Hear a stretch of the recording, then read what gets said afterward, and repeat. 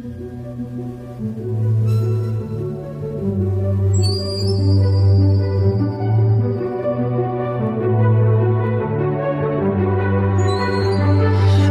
me to the sky.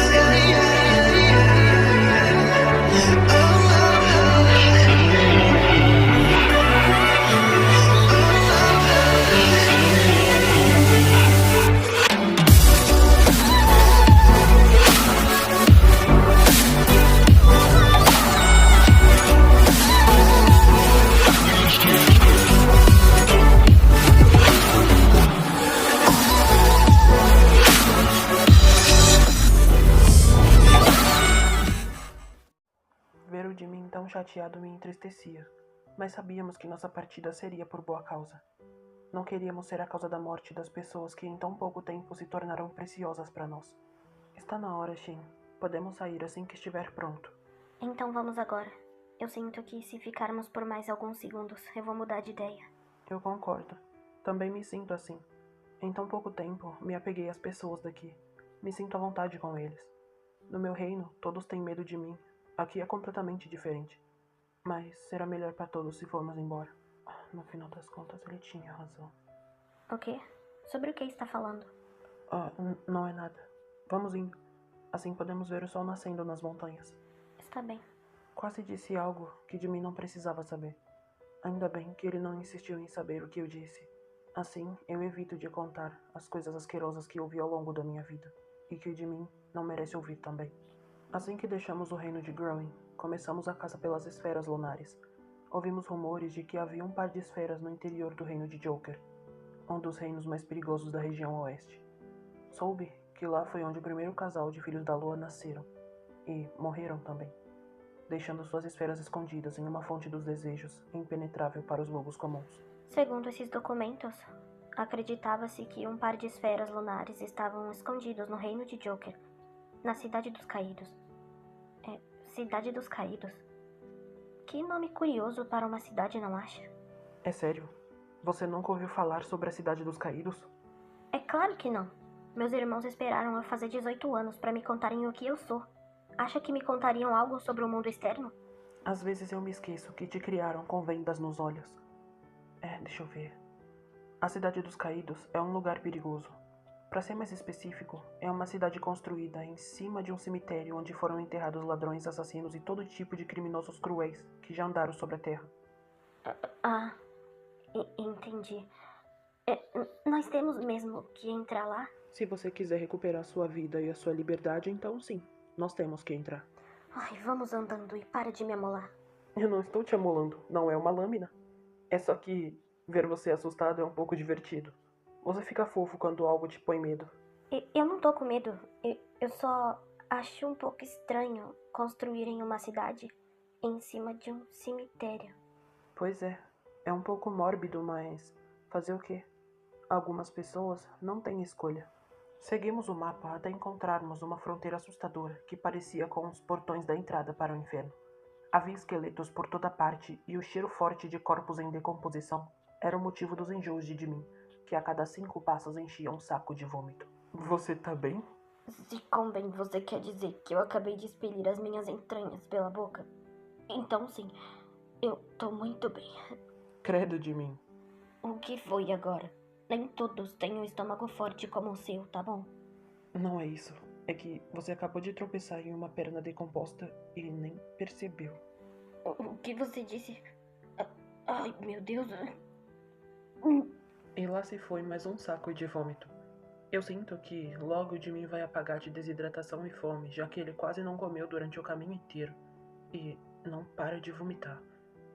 Andamos por um longo tempo, sendo alvos de olhares assustadores e curiosos dos habitantes daquela cidade cemitério, até chegarmos em uma taberna afastada das casas que lá foram construídas. Com licença, senhor. Pode nos dizer onde encontramos a fonte dos desejos? Ouvimos dizer que é uma fonte especial. E mais estrangeiros procurando pelos poderes da fonte. Ela fica em um lugar perigoso ao norte da floresta. Não vão chegar lá com vida se forem sozinhos. Poderia nos indicar um guia capaz de nos levar até lá? Pagaremos 10 moedas de ouro se chegarmos lá em segurança, e mais 5 moedas se me arranjarem mais sacos para vômito. Grandes, por favor. Imagino que seu desejo seja curar o seu ômega. Ele não parece nada bem. É isso mesmo. Como pode ver, ele está doente. A fonte é minha última esperança. Quando eu terminei de falar, Jimmy me olhou com os olhos ardentes em fúria. Mas eu contive meus risos, pois estava sendo uma ótima desculpa para chegarmos até lá sem deixar suspeitas. E ele começou a perceber isso, pois não interferiu na conversa em momento algum. Bom, aqui estão os sacos que vão precisar. Não temos guias disponíveis nesse horário, então eu mesmo vou levá-los até lá. Devem-se ter em mente que o caminho até a fonte da juventude pode ser fatal. Os selvagens vagam pelas florestas durante o dia, e as bestas da noite saem para caçar ao cair do sol. Bestas da noite?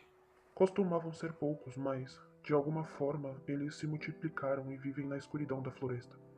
São lobos que atacam não para roubar seus pertences, mas para se alimentar de sua carne. Às vezes, comem até os ossos. Está falando de canibais? Eu estou disposto a correr o risco. Como pode ver, quero curar o meu ômega o quanto antes. Eu entendo. Ele já está começando a perder a cor. Devemos nos apressar ou ele vai ficar igual a um pedaço de argila, se não curá-lo depressa. O bom homem não parecia desconfiar de nós, e nos guiou pelas trilhas horripilantes da floresta para chegarmos ao nosso destino. Algumas horas de caminhada foram necessárias para chegarmos até uma ponte de pedra que parecia instável. O homem disse que só nos levaria até ali, então eu o paguei e segui o caminho na companhia de um Jimmy furioso e faminto. Por que diabos disse ao homem que eu estava doente? Ei, eu não disse nada. Ele que pensou isso e eu apenas concordei para que ele não desconfiasse do real motivo de estarmos aqui. Eu te bateria agora, mas estou tão faminto que não tenho forças para fazer isso. Pegue comida na bolsa, está dentro dos sacos ao lado das bolsas de tabaco. Assim que Jimmy começou a comer, eu ouvi sons estranhos e não eram os barulhos que ele fazia enquanto mastigava. Era algo como um líquido viscoso escorrendo em algum lugar próximo. E o que me assustava não era o barulho, e sim o cheiro que, graças aos deuses, Jimmy ainda não sentiu por estar comendo desgovernadamente. Mas, em um certo ponto, ele também sentiu o cheiro, e tudo o que tinha acabado de comer voltou no mesmo instante. Só um aviso. Não coma nada se for botar tudo pra fora antes mesmo de digerir de mim. Olha, estava tudo bem até o cheiro invadir as minhas narinas. Pelos deuses, que diabos de cheiro é esse? Eu temo até mesmo dar um palpite e você vomitar outra vez. Mais alguns passos adiante, e eu pude ver a fonte que tanto procurava. Mas não era bem como eu esperava. Ou, pelo menos, o que deveria ser. Jimin, eu acho melhor você ficar aí. Não seria uma boa ideia você ver a fonte agora. Ué, mas por que não? Tem gambás ou outros bichos mortos aí, é? Quem me dera se fosse um gambá. Minhas palavras não foram o suficiente para manter de mim afastado daquela vista, digamos que traumatizante para ele. Da próxima vez que Jonko me pedir pra ficar em um lugar, eu vou obedecer. Porque agora eu sinto que meu intestino já não mais existe. A água cristalina que deveria fluir daquela fonte não existia. E sim um líquido viscoso avermelhado que obviamente podia se notar que era sangue escorria pelas beiradas da fonte. E junto com ele pedaços de corpos e ossos moídos caíam junto. Digamos que eu nunca pensei que veria algo assim na minha vida. Mas infelizmente isso não era o pior. Pois Jonko estava empenhado em encontrar as esferas, que supostamente estavam escondidas naquela fonte asquerosa. Você não tá pensando em ir até lá, não é? Infelizmente, eu preciso, já que você se desintegraria se encostasse seus dedos miúdos naquela fonte. Concordo sobre desintegrar ao tocar aquela coisa nojenta. Mas meus dedos não são miúdos. Mas é claro que não. Por favor, desculpe meu equívoco. Você inteiro é miúdo. Acho que agora não me incomodo nem um pouco de te jogar naquela fonte. Ei, calma. Por que a violência repentina, Shin? Foi só uma brincadeirinha. Perdoe-me se a verdade o incomoda. Eu nunca quis tanto um galho por perto agora. Mas eu não me atrevo a tocar nessas coisas no chão. Podem ser ossos. Mas são ossos. Ai, que nojo. Anda logo com isso, Jonko. Eu não suporto mais ficar nesse lugar fedorento. Se apressa. Ele simplesmente deu de ombros e se aproximou lentamente da fonte, observando com atenção cada centímetro daquela coisa. Mas algo que eu notei e ele não foram as runas brilhantes no chão em volta da fonte. Jonko, você tá me ouvindo? Fale de mim. Eu preciso me concentrar aqui. Você não tá vendo nada? Nada mesmo? Não, por quê? Consegue ver alguma coisa? Eu vejo escritas no chão. São muito parecidas com as escritas na caixa da minha esfera. Elas formam um círculo perfeito em volta da fonte. Eu não sei como, mas eu consigo entender o que está escrito aí. E o que está dizendo? Com o sangue do Ômega, a fonte mostrará o caminho através da tartaruga cinzenta. Como é que é? Tivemos o trabalho de chegar até aqui para procurar uma tartaruga. E ela ainda precisa de sangue? Na verdade, é quase isso. Eu acho que eu tenho que sangrar sobre a tartaruga. O quê? Por quê? Vai saber. A pessoa que colocou as esferas aqui deve ter sido um ômega, como eu, e usou o próprio sangue para selar a passagem. Até que isso faz sentido. Ai, vamos procurar logo essa bendita tartaruga e abrir essa porta.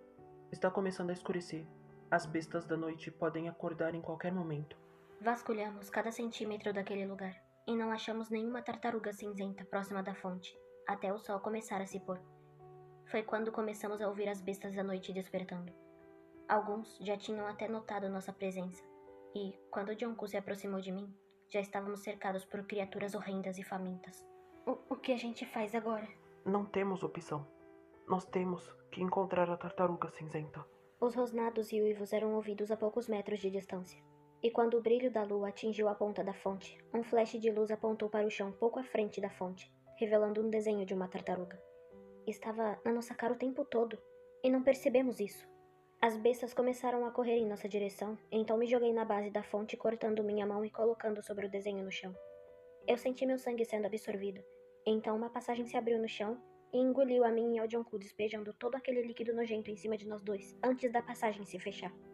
Acho que eu achei a tartaruga. Eu concordo.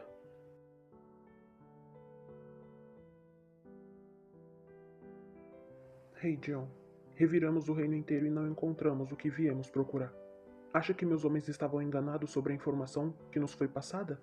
Para falar a verdade, não. Eu sei muito bem o que vocês procuram, e meu filho é uma dessas bestas. Ele fugiu há alguns dias com o Ômega. Se eu soubesse onde ele está, entregaria ele para você em uma bandeja de prata. Você parece amar o seu filho. Ele é uma besta. Quase matou o próprio irmão há alguns anos. Eu mesmo o teria matado, mas algo parece protegê-lo. Defina protegê-lo. Não sei como posso explicar com palavras, mas é como se algo tomasse o corpo dele, a ponto de ele não se lembrar do que havia feito. Mataria sua própria mãe se cruzasse com ela e não se lembraria de ter feito tal coisa. Uma abominação. Já que não o encontrou aqui, se encontrá-lo em outro lugar, diga a ele que nos encontraremos no inferno. Pode apostar que eu direi.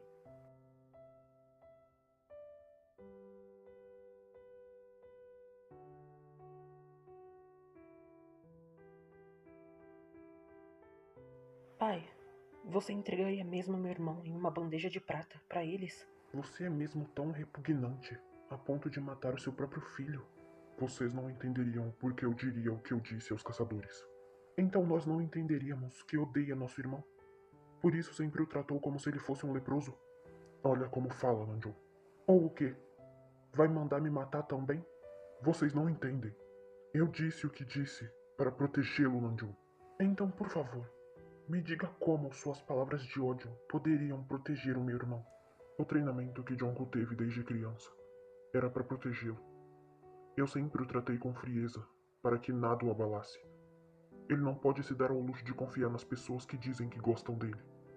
Ele tinha que saber que os sentimentos não salvariam a vida de ninguém. Ele é o último alfa dos Filhos da Lua.